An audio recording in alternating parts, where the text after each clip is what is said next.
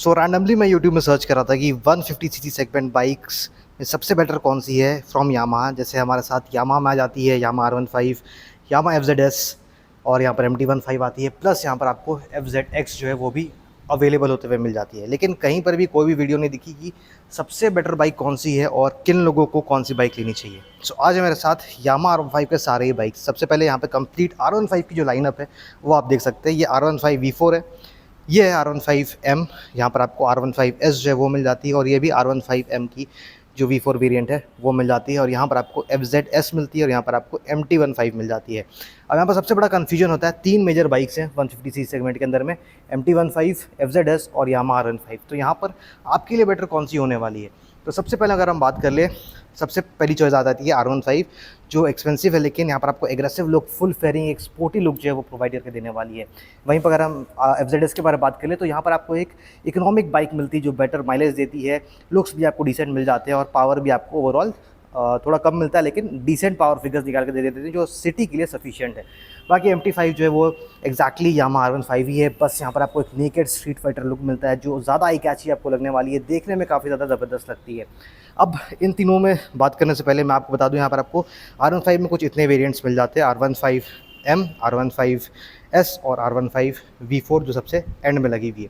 तो V4 जो है यहाँ पर आपको सारे काम की चीज़ें आपको मिलने वाली है। USD सस्पेंशन मिलता है, यहाँ पर आपको LED इंडिकेटर्स नहीं मिलते, हैलोजन इंडिकेटर्स मिलते हैं, लेकिन यहाँ पर आपको हज़ार्ड फंक्शन जो है वो देखने को मिल जाता है। सामने कुछ इस तरह का लुक मिलता है, LED प्रोजेक्टर हेडलैम्प्स मिल जाते हैं। लेकिन डिफरेंस क्या आता है यहाँ पर, अगर as compare to Yamaha R15M, यहाँ पर आपको कुछ इस तरह का मीटर मिलता है। ये आपको TFT डिस्प्ले नहीं है, कलर डिस्प्ले नहीं है, लेकिन आपको यहाँ पर मल्टीपल इन्फॉर्मेशन ही डिस्प्ले कर देती है। और इसकी स्विच जो आपको यहाँ पर मिलती है, आप यहाँ से अपनी इन्फॉर्मेशन को जो है वो स्क्रॉल इजीली कर पाएंगे, बाकी सारे इन्फॉर्मेशन को आप यहाँ से देख सकते हैं। बाकी आपको सारी काम की चीज़ें मिल जाती है, ट्रैक्शन कंट्रोल मिल जाता है, क्विक शिफ्टर मिल जाता है। तो ये एक ओवरऑल आपको एक पैकेज जो है वो प्रोवाइड कर देती है। लेकिन आपको यहाँ पर कुछ छोटे मोटे डिफरेंसेस जो है वो देखने को मिल जाते हैं। सीट्स में आपको R15 की बैजिंग नहीं मिलती है, और यहाँ पर कुछ इस तरह कंप्लीट सेटअप जो है वो आपको देखने को मिलेगा। क्विक शिफ्टर की जो सेटिंग है कंप्लीट आपको यहाँ पर देखने को मिल जाएगी। अब बात करते हैं M के बारे में। सो M कुछ इस तरीके से दिखती है कंप्लीट। यहाँ पर आपको KYB के फ्रंट USD सस्पेंशन मिल जाते हैं 37 मिलीमीटर्स के, सेम आपको V4 में भी मिलते हैं। फ्रंट 282 मिलीमीटर्स के डिस्क आपको सारे ही वेरिएंट्स में मिलने वाले हैं। 100/80 सेक्शन टायर्स मिलते हैं, 17 इंच की व्हील साइज़ रहती है, और यहाँ पर आपको कुछ इस तरह का कंप्लीट सेटअप जो है वो ऑफर था मिलता है। M में भी आपको कंप्लीट सेम लुक मिलता है, LED DRLs, LED complete projector headlamps, bike कुछ इस तरह का सेटअप जो वो मिलता है। लेकिन डिफरेंस आती है इसी कंप्लीट स्पीडोमीटर में। यहाँ पर आपको कुछ इस तरह का ज़्यादा स्पोर्टी इन्फॉर्मेशन डिस्प्ले जो वो मिल जाता है, जो आपको कलर्ड व्यू देती है, कंप्लीट TFT डिस्प्ले मिलता है। एंड इसकी सेटिंग्स जो है आपको पर्टिकुलरली यहाँ पर कुछ इस तरह का सिलेक्टर बटन जो है वो प्रोवाइड करता है। यहाँ से आप सारी चीज़ों को स्क्रॉल कर सकते हैं, टर्न बाई टर्न नेविगेशन मिलती है, म्यूज़िक इन्जॉय कर सकते हैं, बाकी वेदर रिपोर्ट और अपनी सारी इन्फॉर्मेशन को आप इस स्क्रीन में इजीली देख सकते हैं। ट्रैक्शन कंट्रोल मिलता है, क्विक शिफ्टर मिलता है, बाकी सारी चीज़ें सेम मिलती है, लेकिन फिर डिफरेंस आ जाता है इस सीट का। यहाँ पे कुछ इस तरह कार्बन फाइबर फिनिश मिलता है, R15 की बैजिंग मिल जाती है, और लुक्स थोड़े से आपको मतलब जो ग्राफिक सेटअप है, जो कलर कॉन्ट्रास्ट रखा गया, कलर स्कीम रखा गया है वो डिफरेंट मिलता है। प्लस यहाँ पर आपको LED इंडिकेटर्स जो है वो मिल जाते हैं हज़ार्ड फंक्शन के साथ में, और हज़ार्ड की जो बटन है वो आपको मिलता है यहाँ पर R15M के अंदर में। बाकी सेम यूनिट है और किसी भी तरह का डिफरेंस जो आपको नहीं मिलेगा।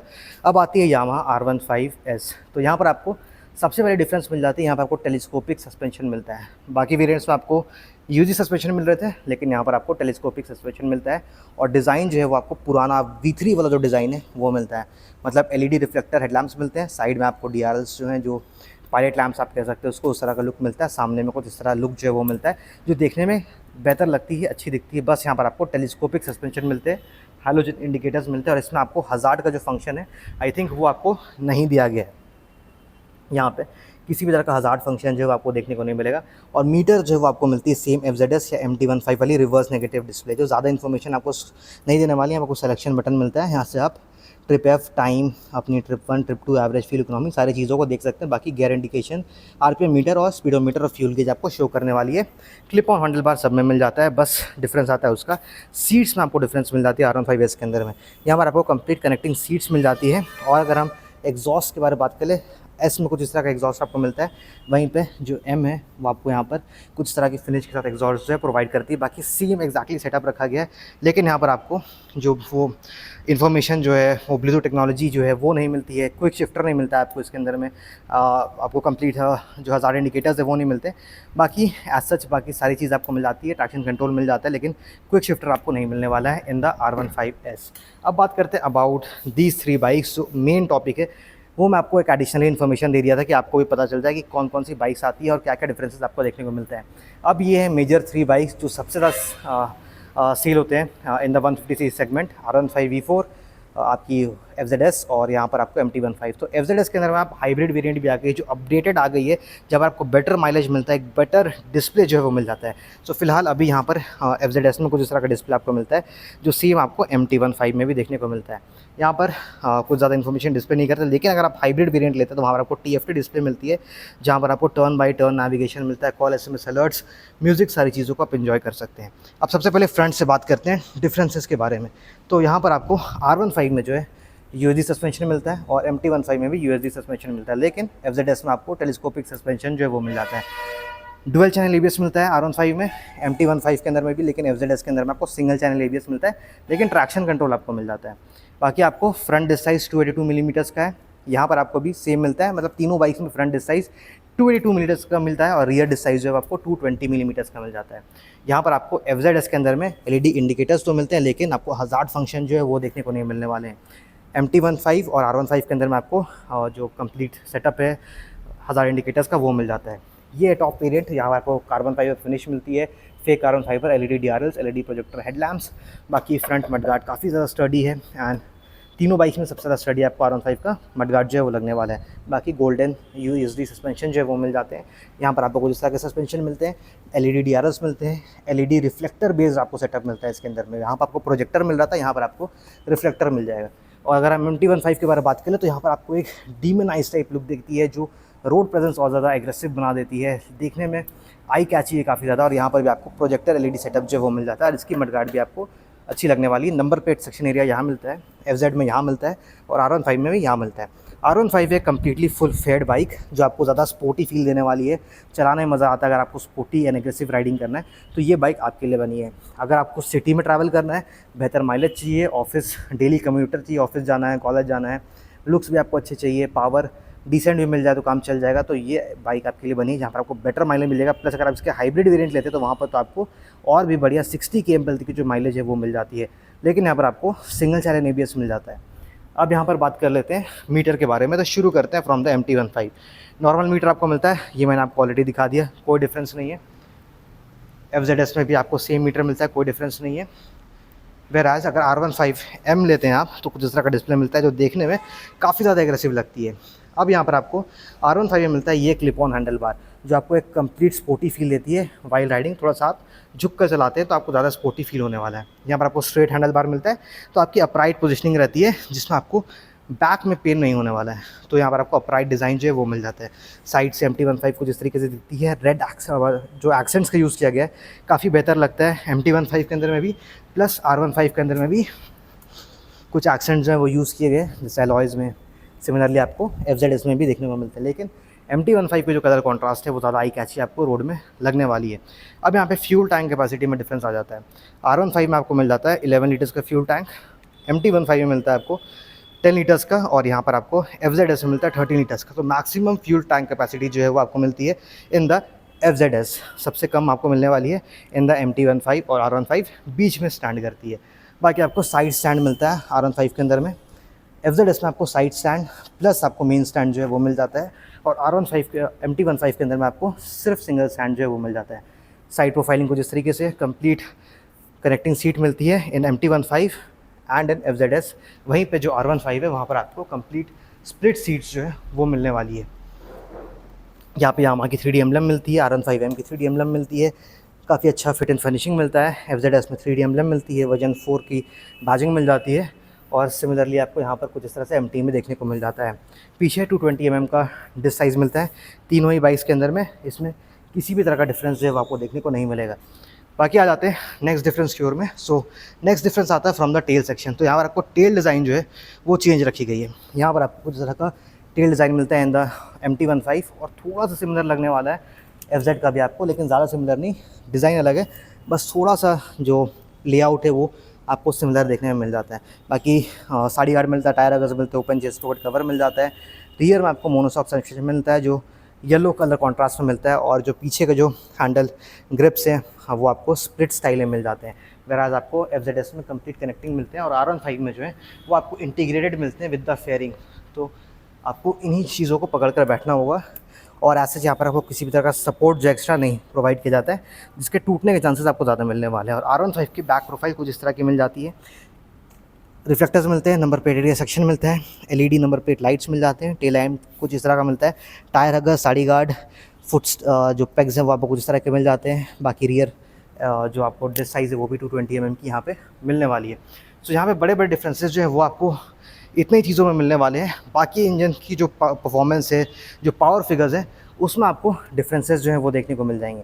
तो चलिए एक बार तीनों की इंजन साउंड और engine powers, curve, weight, ground clearance और सीट हाइट के बारे में बात कर लेते हैं। और मैं बता दूं सबसे कम हाइट आपको सीट हाइट मिलती है FZS में, तो अगर आप एक शॉर्ट राइडर हैं तो आपके लिए बाइक परफेक्ट है। यहाँ पर आपको 790 mm की कंप्लीट सीट हाइट जो है वो मिल जाती है। MT15 में सबसे ज़्यादा आपको मिलती है अराउंड, यहाँ पर आपको R15 में सबसे ज़्यादा मिलती है 850 मिलीमीटर्स का आपकी मिलती है, और MT15 में 810 मिलीमीटर की सीट हाइट है वो आपको देखने को मिलती है। चलिए एक बार चलते हैं तीनों के एग्जॉस्ट साउंड, ग्राउंड क्लियरेंस और बाकी इंजन स्पेसिफिकेशंस के बारे में एक बार बात कर लेते हैं। So now talking about the complete engine specifications, the seat height, ground clearance, exhaust note and the ground clearance of this Yamaha R15 V4 and especially about this Yamaha R15M। तो यहाँ पर आपको कंप्लीट इंजन स्पेसिफिकेशंस के बारे में बात कर ले तो 135 सीसी का आपको liquid cool 4 valve SOHC engine मिलता है जो प्रोड्यूस करता है 18.4 PS of power and 14.2 Nm of torque. अब सीट हाइट के बारे में बात कर ले तो सबसे ज़्यादा सीट हाइट आपको मिलती है इन द Yamaha R15। यहाँ पर आपको 815 मिलीमीटर की जो सीट हाइट है वो मिल जाती है। सो मेरी हाइट 5'8" है, कुछ इस तरह का मेरा राइडिंग पॉस्चर जो मिलता है, एग्रेसिव राइडिंग पॉस्चर मिलता है। अगर आप लॉन्ग राइड्स करेंगे तो थोड़ा सा प्रेशर आपके हाथ और बैक पे तो बनेगा ही, क्योंकि आपको थोड़ा सा एग्रेसिव राइडिंग पॉस्चर जो है वो मिल जाता है। अब बात करें तो अबाउट द ग्राउंड क्लियरेंस, तो यहाँ पर आपको 170 मिलीमीटर की ग्राउंड क्लियरेंस जो है कंप्लीट मिल जाती है, तो एक अच्छा ग्राउंड क्लियरेंस भी आपको ऑफर होता हुआ मिल जाता है। And this bike weighs 142 kgs। अब बात करते हैं about the exhaust note of this Yamaha R15।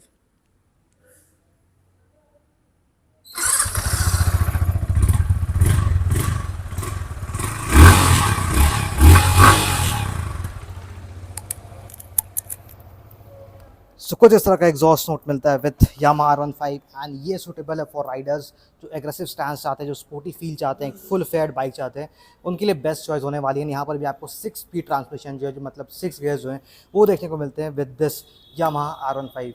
So now talking about the engine specifications, the seat height, ground clearance, exhaust note and the curve weight of this MT15। तो सबसे पहले यहाँ पर आपको मिल जाता है 155 सीसी का एक liquid cooled 4 valve SOHC engine जो प्रोड्यूस करता है 18.4 PS of power and 14.2 Nm of torque, and same power figures जो है वो R15 भी प्रोड्यूस करती है।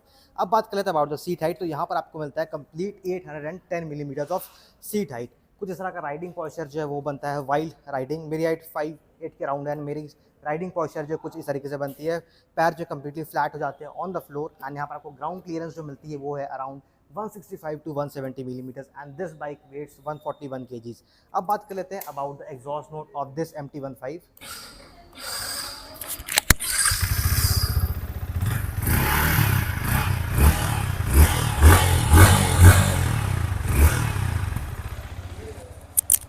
सो कुछ इस तरह का एग्जॉस्ट नोट जो है वो मिल जाता है with this Yamaha MT15 and यहाँ पर आपको 6 स्पीड गियर बॉक्स जो मिलता है, मतलब 6 गियर्स आपको देखने को मिलते हैं इन द MT15।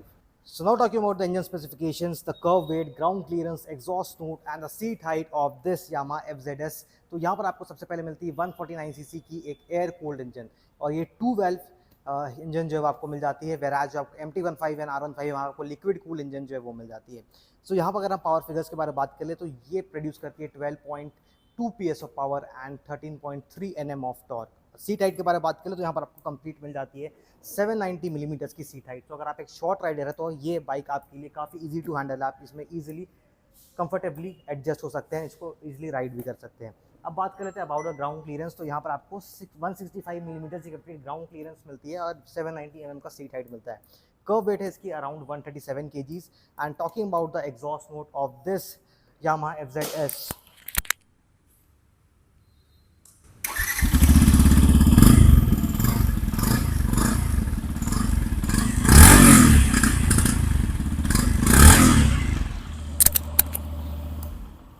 कुछ इस तरह का एग्जॉस्ट पोर्ट मिल जाता है विद दिस यामा FZS, और ये आती है 5 स्पीड ट्रांसमिशन के साथ, मतलब आपको 5 गियर्स जो है वो देखने को मिलते हैं in the FZS, whereas MT15 and R15 में अंदर आपको 6 गियर ट्रांसमिशन जो है वो मिल जाती है, मतलब 6 गियर्स आपको देखने को मिलते हैं। सो अब बात कर लेते हैं अबाउट दी प्राइस लिस्ट। सो यहाँ पर अगर हम बात करें तो तीनों बाइक्स में से किसकी प्राइस में क्या डिफरेंस आपको देखने को मिलेगा। तो सबसे पहले अपने साथ है ये R15M की आइकॉन परफॉर्मेंस एडिशन, और ये कॉस्ट करती है 2,12,000 रुपीज़। FZ के बारे में बात कर ले, सो ये FZS वर्जन 4 है और ये MT15 वर्जन 2 है। सो अब प्राइस डिफरेंस के बारे में बात करते हैं, तो ये एम आइकॉन परफॉर्मेंस जो है ये कॉस्ट करती है 2,12,000 रुपीज़, और MT15 कॉस्ट करती है 1,74,000 रुपीज़। सो अगर प्राइस डिफरेंस के बारे में बात कर ले, सो अगर आप MT15 लेने आ रहे हैं और आपको मूड हो जाता है R15 लेने का, तो MT15 के ऊपर आपको 37,750 रुपीज़ एक्स्ट्रा पे करना पड़ता है टू बाई दिस R15। अब बात कर लेते हैं FZ की, तो FZ कॉस्ट करती है एक्स शोरूम 1,31,000 रुपीज़। और अगर हम डिफरेंस के बारे में बात करें, अगर आप FZ लेने आ रहे हैं और आपको R15 लेने का मन कर जाए, तो आपको यहाँ पर 80,800 का डिफरेंस है वो पे करना पड़ेगा to purchase this R15M icon performance edition. अब बात कर लेते हैं किनको की बाइक लेनी चाहिए। सो R15 एक ऐसी बाइक है जहाँ आपको स्पोर्टी लुक्स, एग्रेसिव लुक्स मिल जाते हैं, देखने में काफ़ी शानदार है। सो यहाँ पर आपको एक बेहतर लुक्स मिलता है, सारे सेफ्टी के फीचर्स मिलते हैं, assistant slipper, clutch, traction control, quick shifter, जैसे सारे फीचर्स मिल जाते हैं। सो आपको एक स्पोर्टी एंड एग्रेसिव राइडिंग पसंद है, सो R15M आपके लिए बनी है। सो यहाँ पर आप नो डाउट बिल्कुल आराम से इसमें जा सकते हैं। यहाँ पर आपको बेटर पावर मिलेगा, बेटर माइलेज मिल जाता है, अच्छे सारे सेफ्टी फीचर्स जो हैं और फीचर्स जो हैं वो आपको मिल जाएंगे। FZS उनके लिए है जो एक डेली कम्यूटर चाहते हैं, कॉलेज जाना है या फिर ऑफिस जाना है, उनके लिए बेस्ट है बाइक, क्योंकि बढ़िया एवरेज दे रही है सबसे पहली। दूसरी है कि ये आपको सारे काम के फीचर्स दे देती है, और यहाँ पर आपको थर्ड जो माइलेज काफ़ी बढ़िया मिलने वाला है ओवरऑल इस बाइक में। लुक्स भी आपको डिसेंट मिल जाते हैं, और डेली कम्यूटर के हिसाब से बाइक काफ़ी ईजी है, ट्रैफिक में डील करना काफ़ी ईजी इस बाइक के साथ में। सो एक अच्छा चॉइस हो सकता है for those who are seeking out a daily commuter bike. अब बात करते हैं MT15 की, तो MT15 एक ऐसी बाइक है जिसमें आपको एग्रेसिव एंड शार्प लुक्स मिल जाते हैं, एक नेकेड स्ट्रीट फाइटर लुक मिलती है जो रोड पे अपनी प्रेजेंस काफ़ी बढ़िया बनाती है। आई कैची बहुत है, आप ट्रैफिक में इजीली डील कर सकते हैं इस बाइक के साथ में, तुरंत मैनोवर कर सकते हैं सिटी ट्रैफिक को।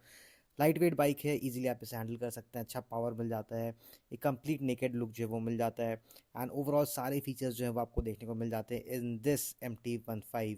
सो अब हम बात कर लेते हैं बाकी बाइक्स के बारे में, तो आपको एक ही वीडियो के अंदर में सारे बाइक्स की जो प्राइस लिस्ट है वो पता चल जाएगी। अगर आप R15S की तरफ जाना चाहते हैं, तो ये कॉस्ट करने वाली है आपको 1,67,500 रुपीज़ एक्स शोरूम। ये V3 में बेस्ड है कम्प्लीटली। यहाँ पर आपको जो नॉर्मल फीचर्स है वो देखने को मिल जाते हैं। इसकी कॉस्ट जो है 1,67,500 आती है। ये M है, एंड M अराउंड उतनी ही कॉस्ट करती है। R15 की अगर आप ये वाइट कलर लेना चाहते हैं, तो यहाँ पर आपको जो है वो प्राइस पे करना पड़ेगा 1,89,000 का। इंटेंसिटी वाइट, रेसिंग ब्लू और विविड मैजेंटा कलर जो है उसी कॉस्ट आती है 1,89,000 रुपीज़। वहीं पर अगर आप मेटालिक रेड या डार्क नाइट कलर लेते हैं जो बेस वेरिएंट है, वो कॉस्ट करने वाली है 1.85 लाख रुपीज़ एक शोरूम। R15M में ये, और ये टॉप वाली वेरिएंट है आइकॉन M परफॉर्मेंस। ये मोस्ट एक्सपेंसिव R15 है टिल डेट, अभी तक डेट में ये मोस्ट एक्सपेंसिव आपको देखने को मिल जाएगी।